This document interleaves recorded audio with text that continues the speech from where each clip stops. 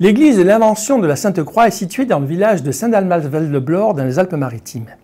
Elle a été restaurée dans son état d'origine par une campagne de fouilles débutée en 1978 qui ont restitué le sol d'origine et dégagé les cryptes qui avaient été comblées.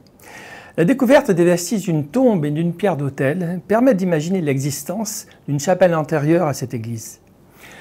Son prieuré est l'un des plus anciens de France et elle fait partie des rares monuments typiques du premier art roman qui subsiste en France, dont le clocher en est la principale caractéristique, avec des peintures murales les plus anciennes du département. Elle fut édifiée entre les Xe et XIe siècles par des moines bénédictins originaires du Piémont et construite selon un plan basilical qui ne comportait à l'origine qu'une seule crypte. Elle présente un plan unique en France et très rare en Europe, avec 3 cryptes souterraines qui communiquent entre elles, datant du IXe et XIe siècle, celles du nord et du sud étant ajoutées vers 1100 quand le prieuré reçut la relique de la Sainte-Croix. Au milieu du XVIIe siècle, plusieurs tremblements de terre ont provoqué des glissements de terrain qui l'ont en partie comblé, entraînant la destruction du clocher, ensevelissant la crypte nord, alors transformée en ossuaire.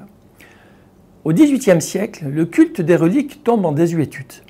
Leur charpente en bois est remplacée par une voûte maçonnée, le clocher reconstruit et des autels rajoutés. Cette époque voit l'église décorée dans le style baroque. Vous découvrirez un triptyque de saint François d'Assise datant du XVIe siècle, possiblement attribué au maître de Breil de l'atelier d'Antoine Bréhat, un autre de saint Antoine du XVIIe siècle et un troisième de saint Pierre et saint Paul du XVIe siècle. Dans le chœur se trouve un polyptyque de la Sainte-Croix daté de 1584, attribué à Guillaume Planeta ou à son atelier. Dans la crypte centrale, le retable daté du XVIIIe siècle abrite les reliques de la Sainte-Croix.